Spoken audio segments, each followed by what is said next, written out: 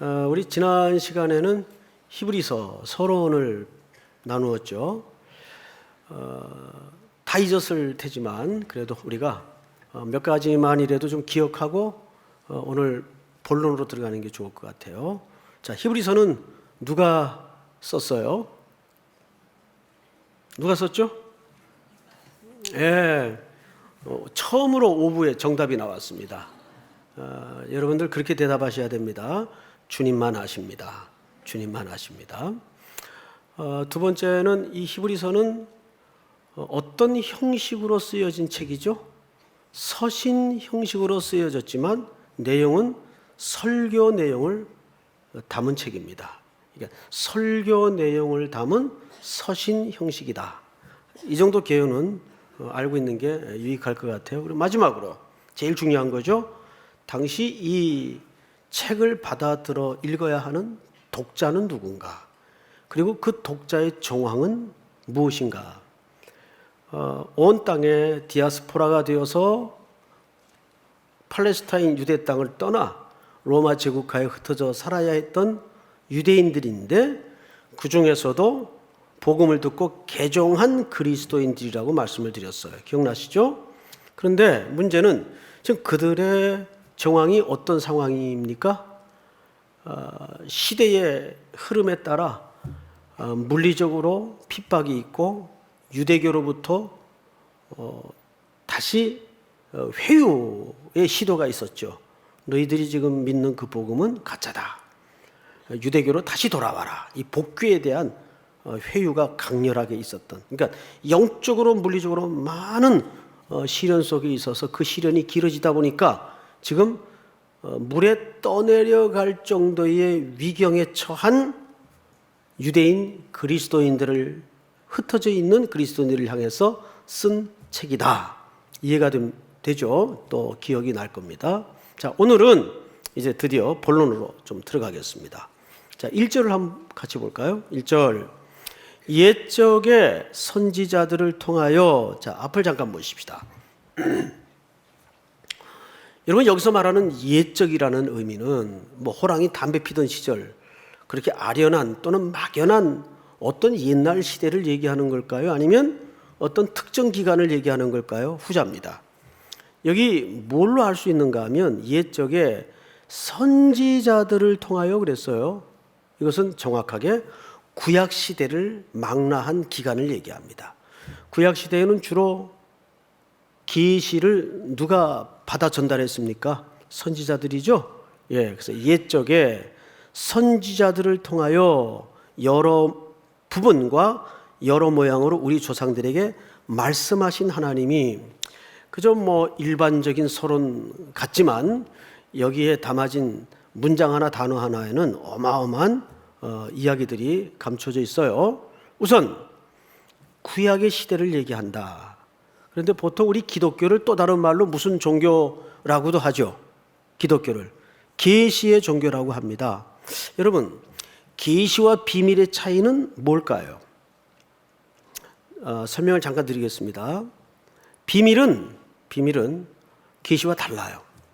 그 비밀은 감추고 있다가 짠 하고 보여주면 그거였구나 하고 이성의 인식의 과정을 통해서 자기가 깨달을 수 있는 게 비밀이에요.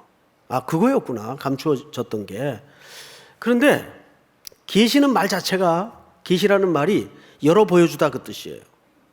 그런데 감추고 있다가 자, 이겁니다라고 열어 보여줬는데도 안다, 모른다. 그럼 어떻게 할 수 있을까, 우리가? 그래서 종교와 우리 기독교의 근본적인 차이가 여기서 벌어져요.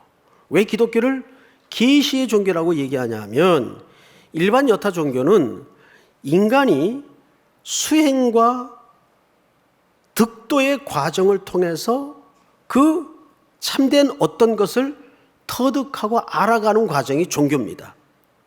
그래서 근본의 출처가 시작이 인간이에요.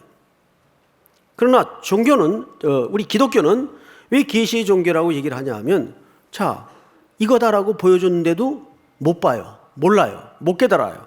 그래서 성경의 저자이신 성령님이 믿음을 주시고 눈을 열어서 생명을 불어넣으셔서 그것을 이해시키고 믿음을 넣어주시고 알아가도록 하는 것이 계시의 종교입니다. 그러니까 그 출발이 하나님께 있어요.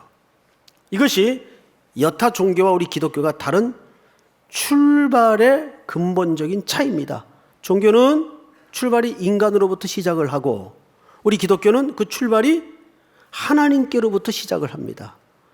그래서 우리 기독교를 계시의 종교라고도 말하는 겁니다. 자, 그러면 그 이야기를 이렇게 시작합니다. 옛적의 선지자들을 통하여 여러 부분과 여러 모양으로 말씀하셨다. 자, 앞을 좀 보십시다. 여러 부분이나 여러 모양이나 같은 말 아니에요? 근데 달랐길래 다르게 표현을 했겠죠. 자, 우선 요 내용이 뭔지를 알아야 다음으로 넘어갈 수가 있어요. 여러 부분이라는 것은 이런 뜻입니다. 구약의 모든 계시는 선지자들에게 썼는데 한 사람에게 준 겁니까? 여러 사람에게 준 겁니까? 대답해 보세요. 한 사람에게 준 거예요? 여러 사람에게 준 거예요? 그렇죠. 여러 사람에게 줬죠. 모세도 계시를 받았고 엘리야도 계시를 받았고 다니엘도 계시를 받았고 에스겔도 계시를 받았고 이사야도 계시를 받았어요. 한 사람에게 준 겁니까? 여러 선지자에게 준 겁니까? 여러 선지자에게 준 거예요. 그런데 그 여러 선지자들이 계시를 받을 때 완전한 그림을 받았습니까? 부분적으로 맡았습니까? 부분적으로 맡은 거예요. 그러니까 퍼즐로 이해를 한다면 전부 구약의 선지자들은 한 조각씩 맡은 거예요. 이해가 되죠? 이거를 원문에 보면 정확하게 많은 여러 부분으로 이렇게 돼 있어요. 그러니까 그 말은 이런 뜻입니다. 구약의 계시는 부분적이다 보니까 한 사람에게 통째로 전체 그림을 보여주신 것이 아니고 이사야에게는 꼬랑지 부분을, 에스겔에게는 머리 부분을 이렇게 부분적으로 보여주신 거예요. 그 말은 뒤집어 얘기하면 구약의 계시는 아직 완전하다, 아직 충분치 않다. 충분치 않죠. 완성되지 않은 계시란 말이에요. 충분치 않다고 해서 그것이 틀렸거나 내용이 잘못됐다는 말은 더더욱 아니에요. 아직 충만하지 않았다 그 뜻이에요. 그래서 여러 사람이 조각을 갖고 있어요. 구약의 계시는. 그러면 그 다음에 소개된 여러 모양이라는 말은 무슨 뜻일까요? 여러 모양. 이건 이런 뜻입니다. 구약에 계시하시는 방법을 보면 이렇게 되어 있습니다. 어떤 때는 직접 말씀하세요. 어떤 때는 간접적으로 말씀하세요. 어떤 때는 어린아이를 통해서 말씀하세요. 어떤 때는 천재, 뭐라 그러죠? 왜 한국말이 생각이 안 날까? 이게 지진, 폭풍우, 천재지변. 맞나요? 네. 귀국한 지가 꽤 됐는데 이런 자연재해를 통해서 말씀하세요. 어떤 때는 동물을 통해 말씀하세요. 자, 이거는 한 가지로 획일적인 방법을 취한 겁니까? 여러 모양을 취한 겁니까? 그렇습니다. 그런 의미에서 구약의 계시는 아직 완성되지 않은 계시예요. 그래서 이게 점진적으로 이제 신약을 넘어가서 어떤 완성으로 나아가고 있다는 뜻입니다. 자, 그런데 성경을 이제 맞아보십시다. 여러 부분과 여러 모양으로 우리 조상들에게 말씀하신 하나님이, 자, 앞을 보실까요? 뭐 하신 하나님이? 자, 이것은 오늘 본론만큼이나 중요한 내용인데 하나님은 그 계시의 수단을 뭘로 사용하셨죠? 말씀이라는 수단으로 사용하셨어요. 근데 말씀하신 하나님은 무슨 뜻인가 하면 이런 뜻입니다. 나 너한테 전달했다, 말했다. 단순히 의사전달이나 소통이나 커뮤니케이션을 얘기하는 게 아니에요. 왜? 적어도 하나님이 말씀할 때는 그 말씀이 그 한 사람의 개인의 생애를 통해서 진행되고 완성되는 것까지를 말씀하셨다, 말씀하신 하나님이라는 뜻입니다. 왜? 하나님의 말씀은 능력이 있고 그것이 힘이 있기 때문에, 날선 검과 같기 때문에 그 말씀은 내 인생을 통해 관통하고 내 인생을 통해 성취하시고 하나님의 경영을 이루신다, 그 말이에요. 자, 그러면 이게 얼마나 내 생애 속에 어마어마한 얘기가 되냐 하면, 여러분 정말 매일 그렇게 하나님의 계획을 듣고 있습니까? 매일 그렇게 하나님의 말씀을 정말 듣고 있습니까? 우리 연초가 되면 결심하는 건 늘 하나 있죠. 올해는 3독은 무리고 1독이라도 반드시 해내리라.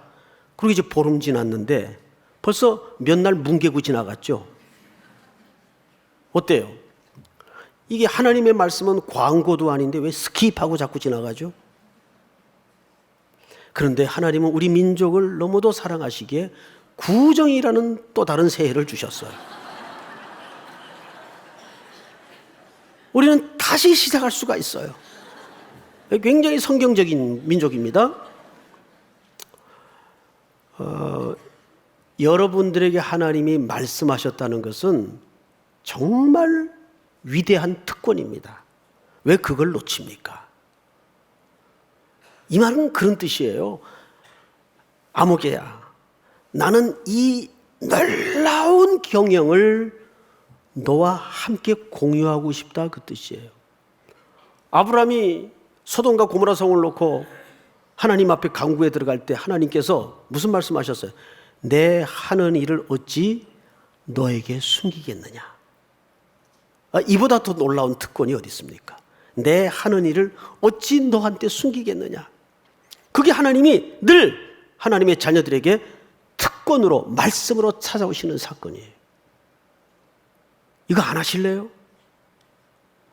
그래서 매일매일 이렇게 말씀하시는 하나님 앞에 여러분들이 세워지기를 바랍니다. 네? 그 특권이란 말이에요, 특권. 그 다음에 성경을 좀 볼까요? 2절. 이 모든 날 마지막에는, 자, 앞을 보십시다. 이렇게 한 절 한 문장 한 단어씩 풀어가다 보면 속으로 걱정들을 해요.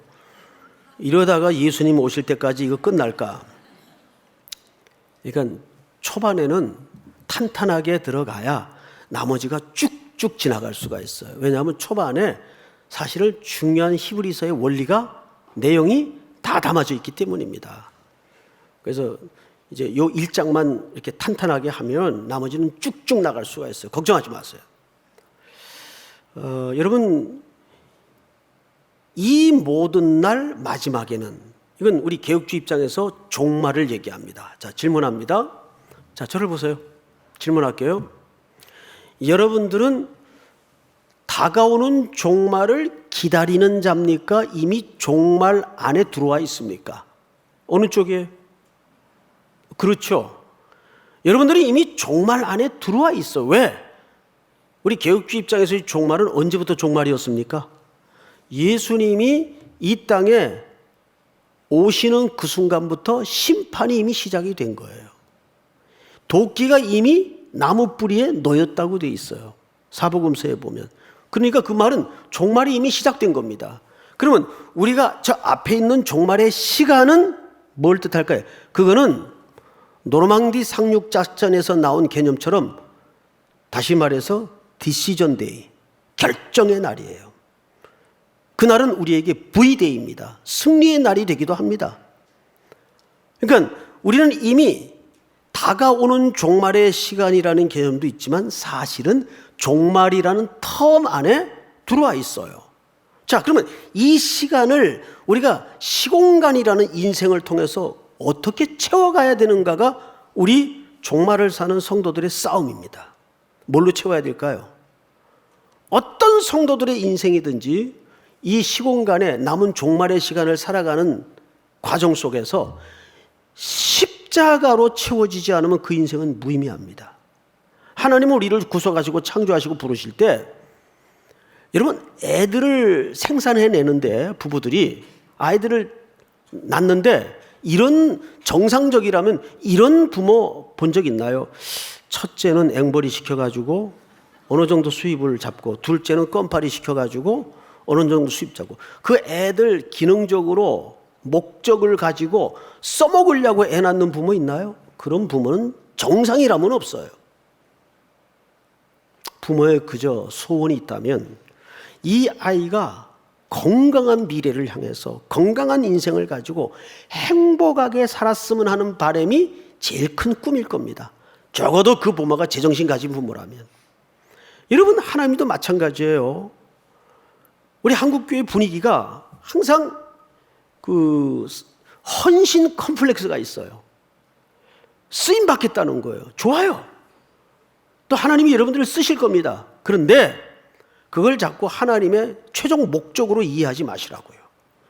하나님은 못났든 잘났든 작든 크든 여러분들 존재 자체로 하나님이 즐거운 분이에요. 그럼 우리에게 왜 선교를 맡기고 헌신을 맡기고 봉사를 맡기느냐? 이유가 있어요.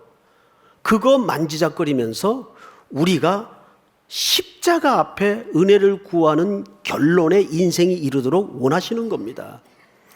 그러므로서 우리는 두 가지를 깨닫게 돼요. 나의 절망스러운 모습과, 그래서 우리는 하나님의 은혜에 묶여질 수밖에 없구나라는 사실이 십자가로 채워가는 인생입니다. 이거 안 되면 그 시간은 무의미한 인생입니다. 믿습니까? 이것이 종말을 사는 우리의 진짜 태도여야 되고 하나님의 관심이라는 사실을 놓쳐서는 안 됩니다. 자, 그런데 이렇게 돼 있어요.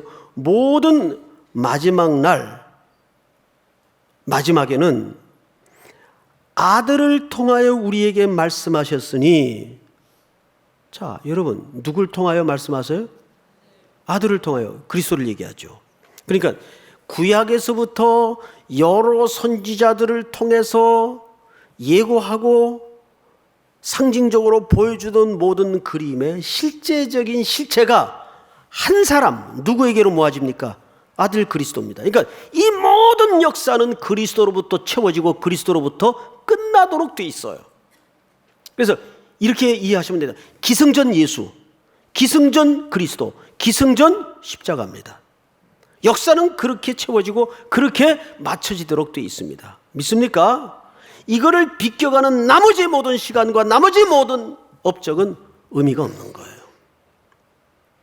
자, 그런데 지금부터 성경 기자는 이 그리스도에 대해서 결론까지 8가지, 내용으로는 7가지를 소개합니다. 그 1부 때 제가 시간 배분을 잘못해가지고 이걸 다 설명할 욕심으로 8가지를 다 설명했는데 결과는 8가지를 제대로 한 개도 소개를 못했어요.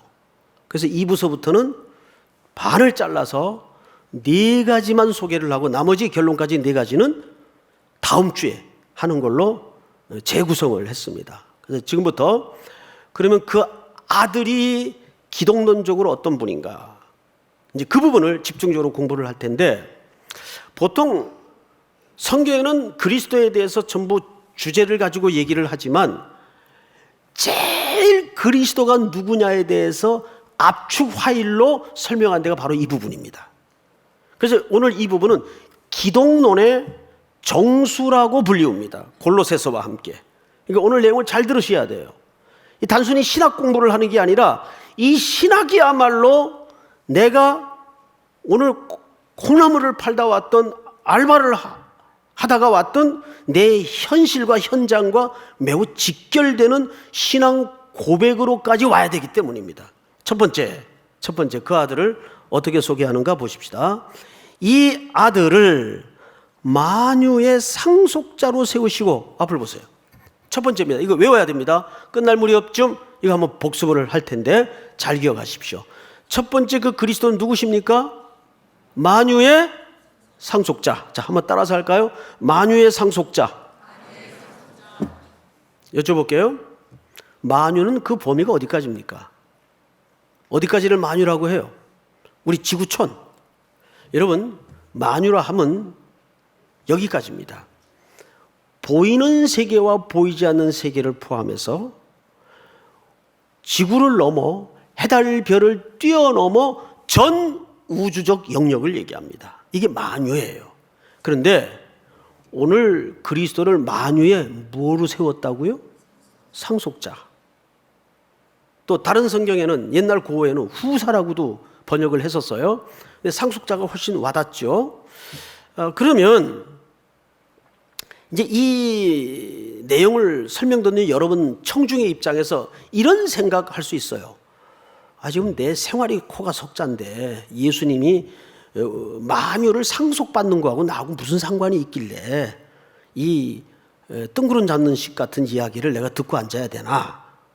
정말 그럴까요? 제가 성경 한 구절만 읽어드릴 테니까 들으십시오. 이 베드로 사도가 기록한 내용인데, 썩지 않고 더럽지 않고 쇠하지 않는 유업을 잊게 하시나니, 뭘 잊게 하신다고요? 유업을 잊게 하시나니 곧 너희를 위하여 하늘에 간직하신 것이라. 자, 여러분, 예수 그리스도가 아버지께서 창조하신 만유의 상속자시랍니다. 그럼 그게 나하고 상관이 있어야 된단 말이에요. 어떻게 상관이 있어요? 우리가 사실은 지금 그리스도 밖에 있다가 외인처럼 있다가 이방인처럼 있다가 그분의 대속의 죽음을 통해서 지금 어디 안으로 들어와 있습니까? 예, 그리스도 안으로 들어와 있어요. 그러면 이 상속이 누구의 몫도 된다는 얘기예요? 맞습니다. 우리의 몫입니다. 왜? 우린 누구 안에 지금 있기 때문에? 그래서 바울의 전체 서신서의 대주제가 뭐예요? 엔 크리스토스, 인 크라이스트입니다. 그리스도 안에 우리가 있어요. 그러니까 이 신앙 고백은 단순히 신론을 말하고 기독론을 말하는데 머무는 신학적 지식이 아니라 현실적으로 내 삶에 직결되는 문제예요. 이게 좀 거북스러운 비유이긴 하나 그래도 우리 즐거운 상상을 한번 말씀을 이해하기 위해서 한번 해봅시다. 어느 날 법원으로부터 누런 봉투 하나가 날아들었어요. 제 이름으로, 여러분들 이름으로. 그래서 이게 뭐지 하고 이제 끌어보니까 우리나라 3대 재벌 중에 하나인 그 재벌에 내가 법적으로 상속자가 돼 있는 거예요. 안 놀라시네요?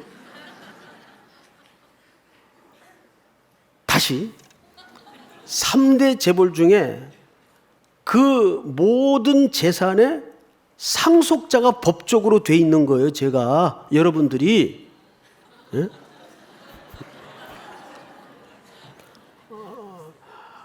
리액션을 좀 한번 해보세요. 그러면 여러분 시시한 잔돈 가지고 싸우겠어요? 안 싸워요. 몇만 원 가지고 시비할까요? 안 해요. 물질과 물질의 비유에서도 그럴 수 있을진데 아예 그거하고 차원이 다른 그런 물질은 많으나 적으나 아무리 많아도 8, 90년 만지다 가는 거예요. 그냥 그거 영원히 끌고 갈 수가 없는 거예요. 저는 염을 하면서 많은 죽은 자들의 수의를 입혀봤습니다. 부자, 가난한 사람, 젊은이, 늙은이, 어린아이들 공통점이 있더라고요. 수의를 입히다 보니까 호주머니가 없어요. 죽은 자들이 입고 가는 옷에는 카드 한 장 넣고 갈 주머니가 없어요. 다 손 털고 갑니다. 왜? 이 땅의 것들이 영원한 것으로 이어지질 못하기 때문에 그래요. 그렇다면 오늘 베드로 사도의 말이 어떻게 들려야 될까요? 썩지 않고 더럽지 않고 쇠하지 아니하는 유업을 잊게 하시나니 곧 너희를 위하여 하늘에 간직하신 것이라. 이걸 누가 상속받았다는 얘기입니까? 그리스도께서 누구를 위하여? 우리를 위하여. 우리를 위하여. 그래서 자기 안에다가 우리를 죽여서 다시 살려놓으신 거예요. 믿습니까? 그러면 이 상속의 문제가, 그리스도의 상속의 문제가 나와 관계없는 항목일까요? 아닙니다. 직결되는 문제입니다. 여기에 제대로 눈이 열어진다면 우리의 이 땅의 삶은 시각과 관점과 행동이 완전히 달라질 수밖에 없어요. 정말 시시해져 버리는 겁니다. 더 좋은 곳에 눈이 열어지면 붙들고 이게 전부인 양 분노하고 애달파하고 속상해하던 것들이 아유 이까짓 걸 가지고 내가 왜 그랬나 싶어요. 자, 그 다음에 두 번째 보십시다. 만유의 상속자로 세우시고 또 그로 말미암아 모든 세계를 어떻게 하셨느니라? 지었다는 말은 창조주이시라는 얘기예요. 누가? 그리스도가. 우리 성도들 가운데 일부가 잘못 오해하고 있는 영역이 하나 있죠. 뭡니까? 뭘까요?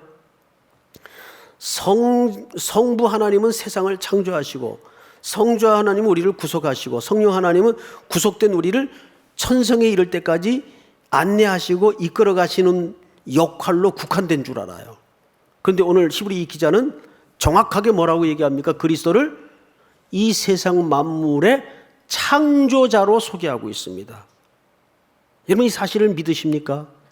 그러니까 당연히 오너십이 누구에게 있어요? 그리스도에게 있는 겁니다. 그 주권이 그리스도에게 있는 거예요. 그래서 창세기에 보면 멜기세덱이 가르쳐 주죠. 아브라함에게 천지의 주제이신 하나님께 찬송할지니라. 거기 천지의 주제라는 말을 써요. 천지의 주제라는 말은 주인이란 뜻입니다. 여기 그리스도가 창조주라는 말은 그리스도가 만유의 주인이라는 뜻입니다. 이것은 우리 청지기로 살아가는 모든 그리스도인들에게 매우 중요한 시각을 열어주는 거예요. 그러니까 우리는 다 주인인 그분의 물건을, 그분의 시간을, 그분의 물질을 맡은 자에 불과하다는 거죠. 그걸 우리는 보통 뭐라고 표현을 하죠? 청지기라고 표현을 합니다. 내 거 없어요. 누가복음 16장에 보면 그 불의한 청지기가 등장을 하는데 그가 어떻게 주인에게 빚진 자들을 막 다 탕감을 해줘요. 1억 진 사람은 5천으로 깎아주고 10억 진 사람은 막 8억으로 깎아주고 어떻게 그렇게 할 수 있어요? 이유는 간단해요. 해고 통보받고 나서야 뭘 깨달았죠? 이거 자기 돈 아니라는 걸 깨달았어요. 지 돈 같으면 막 그렇게 깎아줘요? 살이 떨리는데 어떻게 깎아줘요? 절대 그렇게 못합니다. 내 돈 아니니까 막 깎아주는 거예요. 자, 그 다음에 세 번째 항목을 보십시다. 이렇게 돼 있어요. 세 번째 3절 이는 하나님의 영광의 광채시요. 자, 앞을 볼까요? 지금 오늘 날이 굉장히 좋더군요. 창밖을 보니까 춥지만 햇빛이 쨍하게 나니까 그래도 기분이 아주 청명하고 좋아요. 자, 나가면 이제 햇빛이 쪼입니다. 근데 우리는 그 햇볕만 보고도 어떤 존재와 실체를 충분히 알 수 있습니까? 태양의 실체와 존재를 충분히 알 수 있어요. 오늘 해가 났구나. 해가 떴구나. 뭘 보고 알았죠? 빛을 보고 알았어요. 광채를 보고 알았어요. 그러니까 광채는 그리스도예요. 근데 그 그리스도라는 광채는 무엇의 반영입니까? 하나님이라는 존귀한 실체의 반영이에요. 그 하나님으로부터 오는 광채가 뭡니까? 그리스도로 나타나는 거예요. 그러니까 빛으로 나타나는 거예요. 그래서 예수님이 자기를 또 다른 표현과 설명으로 뭐라고 말씀하셨죠? 나는 빛이다, 길이다, 진리다. 자, 여러분, 저 안산에 가면 한 37년 목회한 아주 귀한 분이 계신데 그분이 지금 은퇴를 하셨죠. 이제 얼마 전에 은퇴를 하셨어요. 근데 그분이 그 개척을 할 때 그 개척 초기에 야사 및 간증 같은 이야기들을 묶은 책들이 있습니다.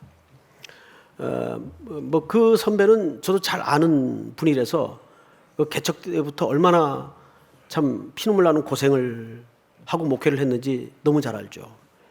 그런데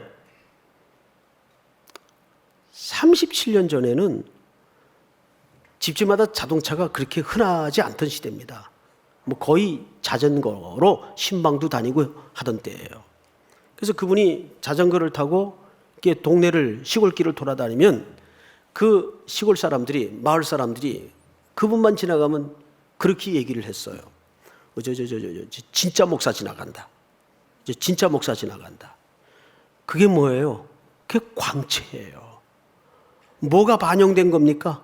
하나님의 영광이 반영된 겁니다. 하나님의 자녀를 통해서.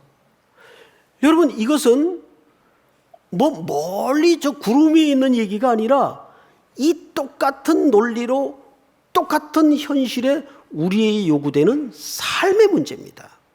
일터에서, 캠퍼스에서, 일상 속에서, 여러분들이 비즈니스 현장 속에서 정말 그런 소리 한번 들어봤나요? 저 사람 보면 하나님이 있어. 저 사람 보면 확실해. 신이라는 존재가 뭐 자세히 모르겠는데 있긴 있는 것 같아. 안 그러면 저렇게 살 수가 없지. 이게 뭐예요? 광채의 삶이에요. 쉽지 않죠? 맞습니다. 저는 어마어마하게 살다가 하루아침에 거덜난 사람들을 이상하게 많이 만나봤어요.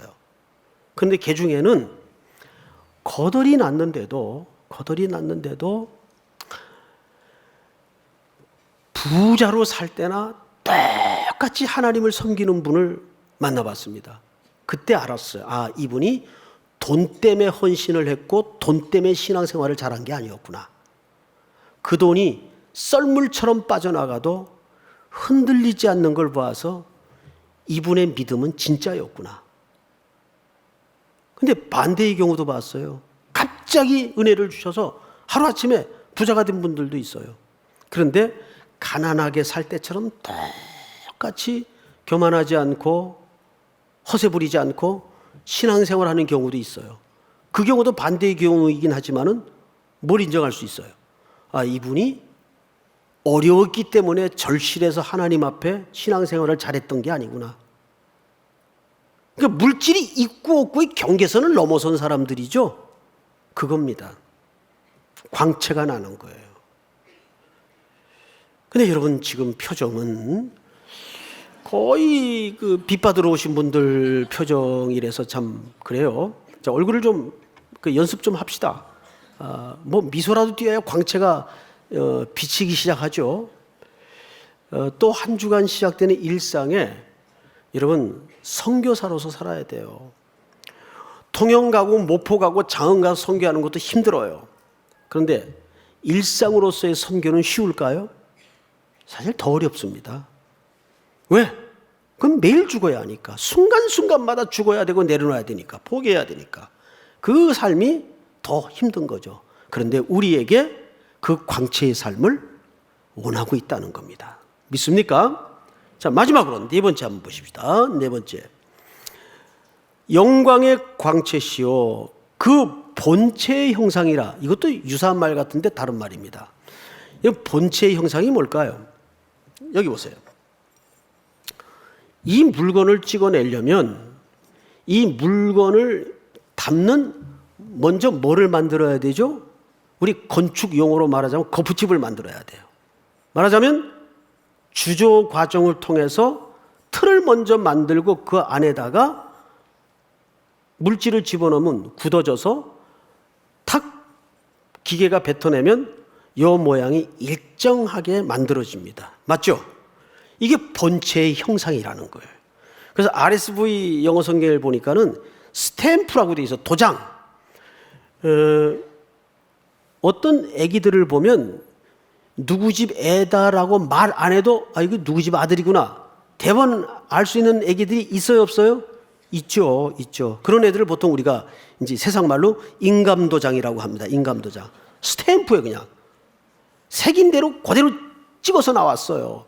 그래서 우리 옛날 어른들은 그런 말씀을 하셨어요. 정말 시도도 못해. 제가 초등학교도 들어가기 전에 골목에서 놀면 가끔 저희 아버님이 직업군이셨는데 아버지 그 부하 직원들이 이제 저희 집을 찾아오시는 거예요. 근데 골목에 놀던 저를 보고 보통 집을 찾으셨어요. 저기 송소령 아들이네. 그리고 저한테 물어보시면 맞아요. 저희 집을 찾아오시는 거예요. 그래서 제 손을 잡고 집을 찾곤 했습니다. 그래서 저희 집에 내비게이션이었어요, 제가. 그런데 하나님이 우리를 빚고 창조하실 때 우리를 무슨 형상으로 만드셨습니까? 예, 하나님의 형상으로 만들었어요. 그럼 우리 속에는 누구의 본체의 그림이 나와야 될까요? 하나님이라는 본체의 그림이 나와야 돼요. 이거는 영광의 광채와는 또 다른 의미예요. 사랑하는 성도 여러분, 이제 이렇게 시작되는 새해, 또 작게는 우리 한 주간의 삶 속에서도 이 네 가지 기독론에 대한 설명이 기독론에 머무는 것이 아니라 우리의 신앙 고백으로까지 순종되어질 수 있다면 하나님은 그것으로 우리를 기뻐하실 겁니다. 자, 복습하고 마칩시다. 첫 번째, 예수 그리스도는 어떤 분이에요? 만유의 상속자. 그 상속은 여러분들과 관계가 있어요, 없어요? 관계가 아주 있다. 아주 있다. 두 번째 뭐예요? 창조의 주. 따라서 합니다. 창조의 주. 만유의 상속자. 창조의 주. 세 번째는 영광의 본체. 영광의 광채. 영광의 광채. 따라서 합니다. 영광의 광채. 네 번째는 본체의 형상. 이 네 가지 그리스도에 나타난 속성이 그대로 우리에게 요구되는 즐거움의 순종이 될 수 있기를 주의 이름으로 축원하고 축복합니다. 우리 다 일어나십시다. 이 땅에 오직 주밖에 없네. 우리 찬양합시다.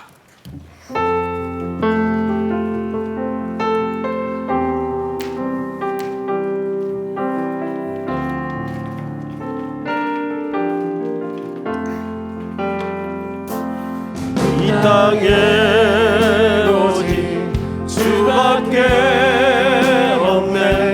그 누구도 나를 채울 수 없네.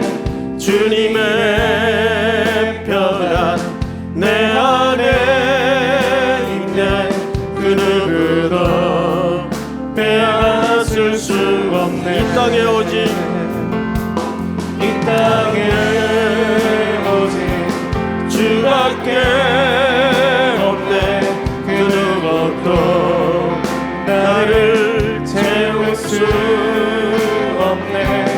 주님의 평안 내 안에 있네. 그 누구도 빼앗을 수 없네. 세상은 변해가고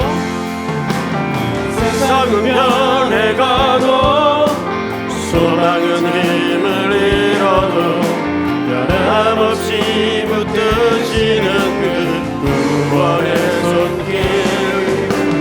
폭풍이 몰려와도 두려움 물러가네. 우릴 위해 싸우시는 그 손을 의지해. 이 땅에 주밖에 없네. 그 무엇도 나를 채울 수 없네. 주님의 평안 내 안에 있네. 그 누구도 빼앗을 수 없네. 이 세상 어디에서 평안을 찾을 수 있나. 목숨까지 내어주신 그 깊은 사랑을 우리가 바래왔고 꿈꿔왔던 미래가 그 한없는 사랑 안에서 열리고 있네. 이 땅에 주밖에 없네. 그 무엇도 나를 채울 수 없네. 주님의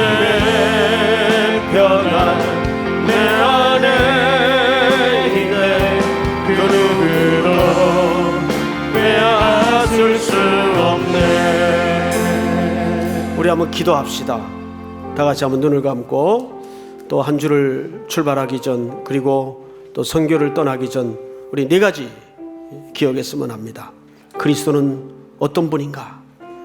그분의 어떠함이 또 나에게 무슨 관계가 있는가? 만유의 상속자, 창조의 주, 그리고 영광의 광채, 본체의 형상, 이 네 가지의 그리스도의 소개가 내 신앙의 고백까지로 이어지게 하시고 순종으로까지 나타날 수 있도록 도와주시옵소서. 또 길 떠나는 통영 선교 한 500여 형제자매들 뿐만 아니라 이어 떠나는 네팔 팀들까지 우리 한번 주여 부른 다음에 또 한 주간의 삶을 위해서 기도합니다. 주여, 하나님 은혜를 감사합니다. 오늘 우리에게 귀한 말씀을 주시고 하나님 앞에 엎드리게 하시고